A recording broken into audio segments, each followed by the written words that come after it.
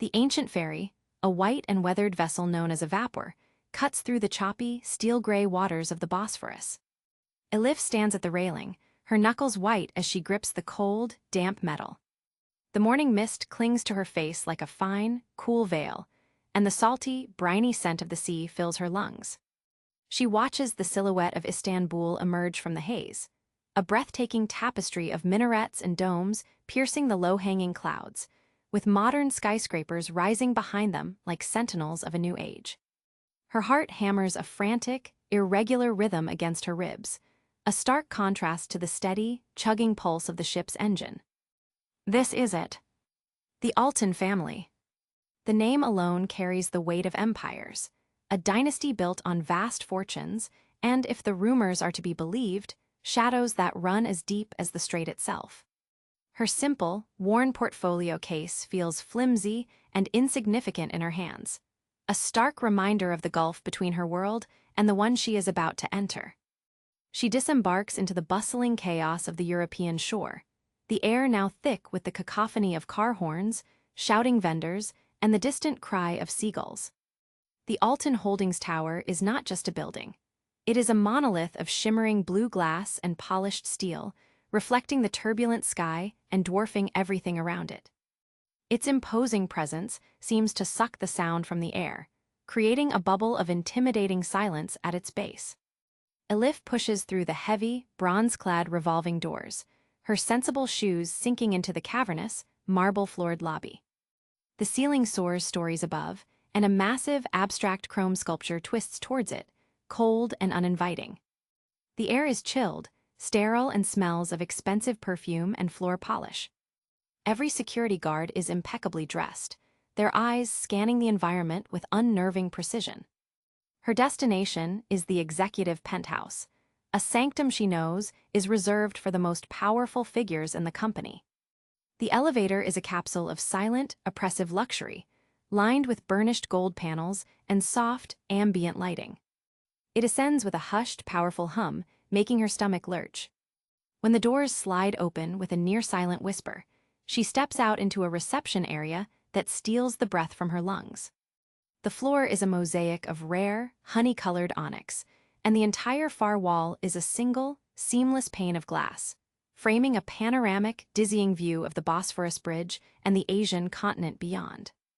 The room is sparsely furnished with low-slung, white leather sofas and a single, towering orchid whose petals are the color of fresh blood. She is early, the first one here, her footsteps echoing in the vast, silent space. A door to her left is slightly ajar, revealing a glimpse of a private office. Driven by a nervous, insatiable curiosity, she drifts towards it, her eyes wide, taking in the sheer, staggering opulence. She doesn't see the other door, a hidden panel in the wall, swing open silently just ahead of her. She is looking up at a stunning, violently colorful abstract painting, wondering if it's an Emre Altan original, when a solid, immovable force collides with her. The impact is jarring, a brutal shock that rattles her teeth. Her portfolio case flies from her grasp, its metal clasp snapping open with a sharp, pathetic asterisk crack. A cascade of her precious, carefully curated work, her restoration samples, her academic credentials, her painstakingly compiled portfolio, explodes across the flawless onyx floor, skittering and sliding in every direction like frightened, papery insects. The man she has collided with doesn't even stagger. He is a wall of impeccably tailored, dark charcoal wool and crisp white cotton. A heavy, platinum watch glints coldly on his wrist. Elif's gaze travels upward, past the sharp lines of his suit, over a broad chest, to meet a pair of eyes that are the color of a winter storm over the Black Sea, utterly devoid of warmth. His jaw is sharp enough to cut glass, and his dark hair is swept back from his forehead with ruthless precision. This is Kaan Altan, the CEO, the older brother, the heart of the empire. Her own heart plummets into the depths of her stomach, a cold, heavy stone of dread. He doesn't look at her, not really. His gaze sweeps over the mess of paper at his feet, over her, with an expression of pure, unadulterated contempt, as if she is a piece of debris tracked in from the street. His voice, when it comes, is low, icy, and laced with a venom that makes her flinch. Are you blind? Or is basic spatial awareness not a requirement for your position, whatever that may be? The words are deliberate, each one a small, precise dagger designed to humiliate. Tears of shock and sheer, burning shame prickle hot behind Elif's eyes, but she forces them back, swallowing hard. Her cheeks flame a scorching, mortified red. She drops to her knees, her hands trembling violently as she scrambles to gather her scattered papers. The humiliation is a physical burn, a searing heat that travels from the pit of her stomach up to the very roots of her hair. On her knees, Elif's trembling fingers scramble across the cold, polished onyx, the smooth, unforgiving stone a stark contrast to the frantic chaos of her movements. She gathers the scattered pages, her life's work reduced to a disordered mess at the feet of this cold, immovable giant. She can feel the weight of Kaan Altan's gaze on her bowed head, a palpable pressure that feels both dismissive and intensely focused. He doesn't move to help, doesn't utter another word. His silence is a louder, more profound condemnation than his initial, cutting remark. The only sounds are the frantic rustle of paper and the ragged, shallow pull of her own breath. She clutches the reassembled, now creased portfolio to her chest like a shield, her knuckles bone-white, as she finally, shakily, rises to her feet, refusing to let the hot, stinging tears in her eyes spill over. My apologies, Mr. Altan, she stammers, her voice a fragile, thin whisper that seems to be swallowed whole by the vast, silent room. She cannot bring herself to meet those storm-gray eyes again, focusing instead on the sharp, perfect knot of his silk tie. Before Kaan can deliver what she is certain will be a final, dismissive retort, a new voice, warm and laced with amusement, cuts through the tension like a shaft of sunlight through storm clouds. Well, brother, I see you've already made your trademark first impression. All ice and intimidation, before the morning coffee has even been poured. Leaning against the doorframe of the hidden panel is a man who is both a reflection and an inversion of Kaan. He possesses the same dark, dramatic Altan features, the strong jaw, the high cheekbones, but where Kaan is all sharp, repressed angles and winter, this man is summer and easy grace. His hair is a touch longer, falling in soft, careless waves over his forehead. He wears paint-stained linen trousers and a soft, faded cotton shirt, its sleeves rolled up to his elbows, revealing forearms dusted with a fine tracing of dark hair and smudges of cerulean blue and cadmium yellow oil paint. His eyes, a warm, liquid brown, crinkle at the corners as he smiles, and the expression is so genuine, so devoid of malice, that it feels like a lifeline. This must be the brilliant restorer we've been hearing about, the younger Altan brother continues, pushing himself off the doorframe and stepping forward. He completely ignores Kaan's simmering presence, his attention fully, kindly on Elif. Emre Altan. And you must be Elif. I've been eagerly awaiting your arrival. The piece you'll be working on, it's very special to me. He extends a hand, not for a formal handshake, but gesturing toward her portfolio. May I? I've seen your work on the Byzantine icon restoration at the Kora Church. The delicate handling of the Virgin's azure robe was breathtaking. It was like watching a miracle unfold under a microscope. Her heart, which had been a frantic, trapped bird moments before, now stutters for an entirely different reason. Emre Altan, the artist whose work she has admired from afar for years, not only knows her name, but is intimately familiar with her most humble, scholarly project. The warmth in his voice, the clear, unfeigned respect in his eyes, is a balm on her raw, humiliated nerves. She mutely hands him the portfolio, her fingers brushing against his, and a faint, electric tingle travels up her arm. Kaan watches the exchange, his expression hardening into a mask of polished stone.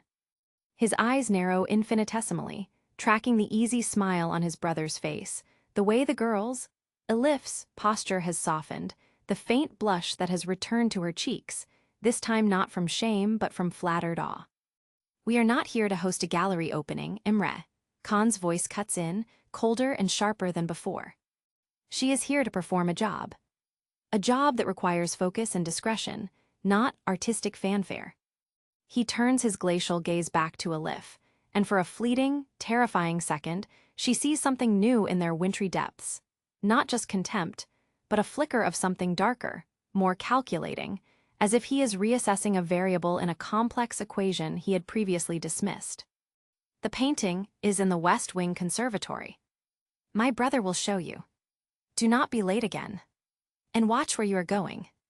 With that final, icy command, he turns on his heel, his polished Oxfords clicking a precise, authoritative rhythm on the stone floor as he disappears through the door to his private office, leaving a vacuum of chilled silence in his wake.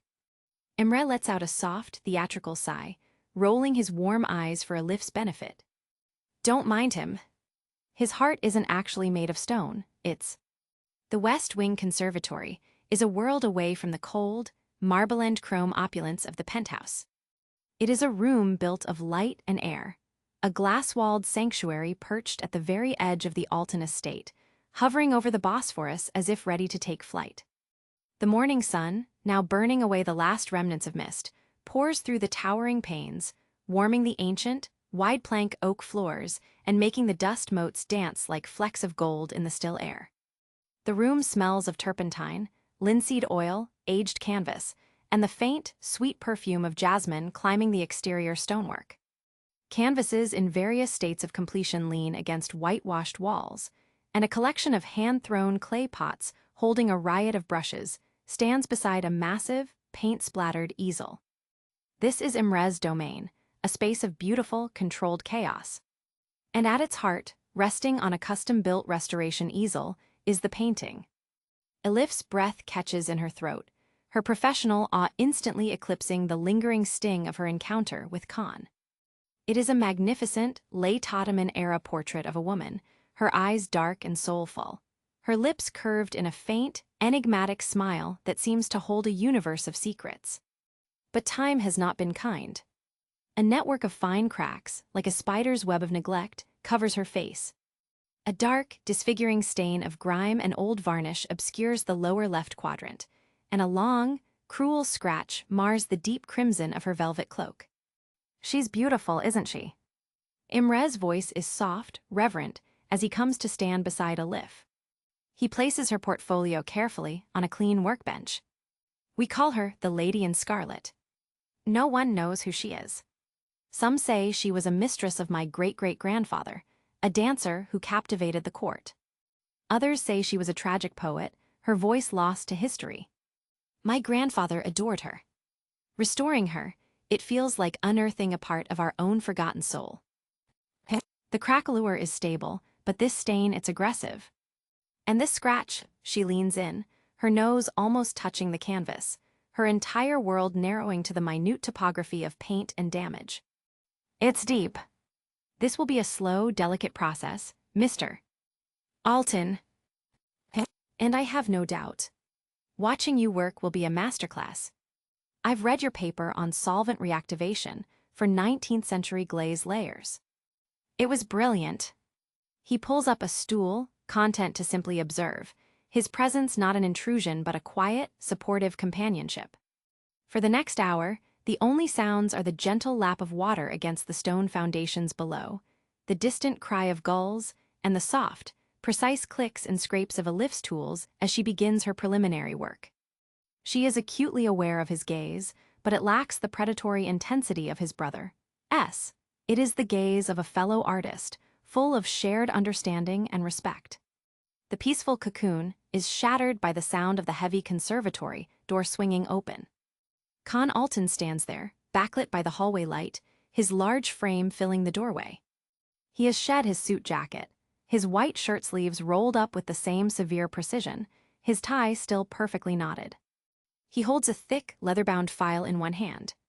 His stormy eyes sweep the room, bypassing his brother entirely to land on Elif, who has frozen, a delicate sable brush poised in her hand.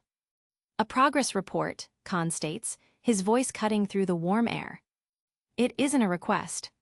He strides into the room, his footsteps heavy and purposeful on the wooden floor, a stark contrast to Imre's earlier, cat-like quiet. He stops a few feet from the easel, his gaze critically assessing the painting, then shifting to Elif's face. The board expects tangible results. This is not a hobby. It is a significant financial and historical investment. For God's sake, Kaan, she's been here less than 2 hours. She's still doing her initial analysis. Art cannot be rushed on a corporate spreadsheet timeline. Everything operates on a timeline, Emre. Something you have never quite grasped. His eyes lock with his brother, S, a silent, familiar argument passing between them in the charged air. Then, as if drawn by a force he cannot control, Kaan takes another step forward, moving around the side of the easel to get a different view of the canvas. Elif, flustered by his proximity and the sudden tension, instinctively takes a step back at the same moment, her hip bumping against the sturdy wooden trolley holding her solvents and resins. The impact is just enough. A small glass bottle of a clear solvent, its cap loose from her recent use, teeters on the edge for a heart. The impact is just enough. A small glass bottle of a clear solvent, its cap loose from her recent use, teeters on the edge for a heart-stopping second before plunging downward. Time seems to warp, elongating the moment into a slow-motion nightmare. Elif's hand darts out in a futile, desperate grab, her fingers closing on empty air. The bottle shatters on the ancient oak floorboards directly between Kaan's polished shoes, the sharp, percussive crack of glass echoing like a gunshot in the serene room. The pungent, chemical scent of high-grade acetone erupts into the air, so potent it makes their eyes water and burns the back of their throats. A deadly silence follows, thick and suffocating. The solvent spreads in an instant, a hungry, clear stain seeping into the porous, centuries-old wood, directly onto a priceless, early 20th century Isfahan rug that lies beneath the easel. The vibrant, intricate reds and blues of the woven silk begin to darken and blur immediately, the delicate fibers starting to dissolve under the chemical assault. Kaan looks down at the ruinous puddle at his feet, then slowly, with a terrifying, deliberate calm, lifts his gaze to Elif. The storm in his eyes has solidified into a glacier of pure, unadulterated fury. The air crackles with his rage, so intense it feels like the very atmosphere is contracting, squeezing the breath from Elif's lungs. Her hands fly to her mouth, a strangled gasp escaping her lips. I'm so sorry, it was an accident, she stammers, her voice a thin, reedy whisper of pure terror. An accident, Kaan repeats, his voice dangerously low, each syllable dripping with venomous contempt. He takes a single, menacing step toward her, his large frame looming over her, casting her in his shadow. Carelessness. Clumsiness. Is this the brilliance my brother was so eager to showcase? You have been in this house for less than a morning, and you have managed to create a disruption, display a staggering lack of grace, and now destroy a piece of history that is irreplaceable. This rug was a gift from the last Ottoman Sultan to my great-grandfather. Its value is incalculable. What exactly is your purpose here? Kaan, that's enough. It was a mistake. Anyone can see that. Your storming in here like a bull in a china shop is what caused this. You and your incessant, heavy-footed need to control everything. He moves to stand partially between his brother and Elif, a protective gesture that only seems to fuel Kaan's cold fire. Kaan's eyes flicker to his brother, a muscle twitching in his sharply defined jaw. Always making excuses for chaos, Emre. Always defending the incompetent. His gaze returns to Elif, pinning her in place. This mistake, as you so lightly call it, is a testament to her fundamental unsuitability for this environment. This is not a university common room. This is the Altan estate.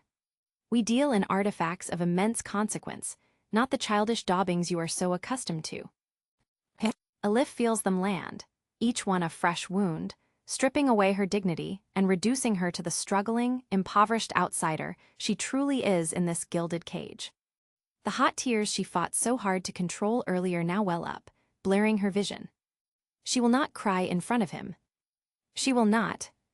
My work on the Cora Church, she begins, her voice trembling but gaining a sliver of strength from a deep well of defiance, involved solvents 100 times more volatile. I have handled parchment that would turn to dust at a heavy breath. I am not incompetent. I was startled. By you. It is there and gone so quickly she wonders if she imagined it, replaced immediately by a deeper, more unsettling intensity. He closes the remaining distance between them, not aggressively, but with a powerful, deliberate intent that is somehow more intimidating.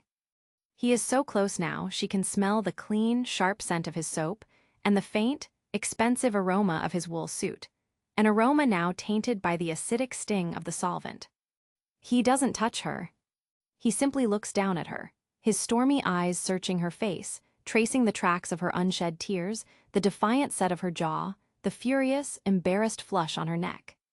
The world narrows to the single, charged point in space. The shattered glass, the ruined rug, Emre's frustrated presence, it all fades into a distant hum. There is only the overwhelming force of his proximity and the shocking, inexplicable tension that coils in the air between them, a taut, live wire of animosity and something else, something dangerously akin to attraction. "You will clean this up," he says, his voice a low, intimate murmur meant only for her, a stark contrast to his previous. The tension in the conservatory is a physical entity, a thick, shimmering haze of chemical fumes and unspoken fury that clings to the skin and burns in the lungs. Kaan's low, intimate command, "You will clean this up," hangs in the air between them, a thread of steel wrapped in velvet. He remains impossibly close, his broad chest a mere breath from hers, his stormy eyes locked on her face with an intensity that feels less like anger and more like a ruthless, invasive examination. Elif can feel the heat radiating from his body, a shocking contrast to the icy demeanor he projects. Her own heart is a wild, frantic drum against her ribs, a chaotic rhythm that screams for escape, yet her feet feel rooted to the ruined oak floor. She can smell the crisp, alpine scent of his soap, a clean, masculine fragrance that is now painfully intertwined with the acrid, nose-wrinkling sting of the spilled solvent. She forces herself to hold his gaze, her chin lifted in a desperate show of defiance, even as the unshed tears make his imposing form waver and blur before her. It is Emre who shatters the moment, his voice sharp with protective indignation. "For God's sake, Kaan, back away from her. Can't you see she's terrified? I'll get the head of housekeeping. They have protocols for this. It's a rug, not a murder scene." He moves quickly to a discreet wall panel and presses a button, speaking in low, urgent Turkish into the intercom. Kaan doesn't even glance at his brother. His attention is wholly, unnervingly focused on Elif. A single dark eyebrow arches, a subtle mocking gesture. "Terrified," he repeats, his voice still that low, private murmur. "Is that what you are? You seemed so defiant a moment ago. A woman who has handled parchment that turns to dust at a heavy breath. Surely a little spilled solvent and a few harsh words shouldn't reduce you to trembling." Elif swallows hard, the sound audible in the tense silence. "I am not terrified of you," she lies, her voice steadier than she expects it to be. "I am appalled at the destruction. And I am frustrated with myself for allowing your presence to startle me so completely." She risks a glance down at the dark, spreading stain on the magnificent rug, her heart sinking. "I will, of course, pay for the restoration of this. Every last lira." It is a cold, brittle sound. "Pay for it? With what?" "The salary from a job you've held for less than 3 hours. That rug is worth more than you will earn in a decade." The arrogance of that statement is almost as staggering as your clumsiness. He finally takes a single step back, breaking the intense proximity, and the sudden space between them feels like a vacuum, cold and empty. He pulls a pristine, monogrammed handkerchief from his trouser pocket, and to her utter astonishment, he doesn't use it to dab at the solvent on his shoes. Instead, he reaches out, his movements slow and deliberate, and brushes the soft, white linen against her cheek, capturing a single, traitorous tear that had finally escaped and traced a path through the fine dust of the studio. The gesture is so intimate, so profoundly confusing, that every thought in Elif's head screeches to a halt. The fabric is impossibly soft, and the brief, fleeting contact of his fingers against her skin sends a violent, unwelcome shiver down her entire spine. He looks at the damp spot on the handkerchief, then back at her face, his expression unreadable. "Save your money, Miss Elif. And your tears. Neither is of any use to me." They carry specialized kits for chemical spills, their movements practiced and silent. Their arrival breaks the strange, hypnotic spell. Kaan's demeanor instantly reverts to that of the cold, detached CEO. He tucks the soiled handkerchief back into his pocket as if it were a piece of discarded trash. "See that this is handled. And find a suitable replacement for the lady in Scarlet's workspace. This room is now contaminated," he announces to no one in particular, his voice once again ringing with impersonal authority. He gives Elif one last, lingering look, a look that seems to catalog her every flaw and every hidden strength, before turning and striding from the room, his footsteps echoing with finality. Emre lets out a long, weary breath, running a hand through his already disheveled hair. "I am so sorry, Elif. My brother, he has the diplomatic touch of a sledgehammer. Please don't let him get to you. His bark is worse than his bite." He offers her a reassuring smile, but it doesn't quite reach his eyes, which are shadowed with a familiar frustration. "Come on, let's get you some fresh air. The garden terrace is just through." The garden terrace is a manicured paradise suspended between sea and sky. A stark, living contrast to the sterile luxury of the mansion's interior.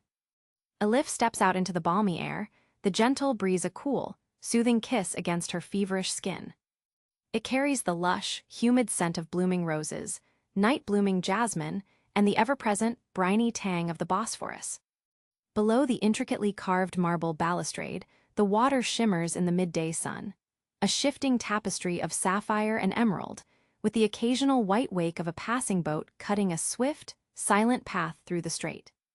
The frantic, hammering rhythm of her heart begins to slow, the oppressive weight in her chest loosening its grip with each deep, cleansing breath she draws into her lungs.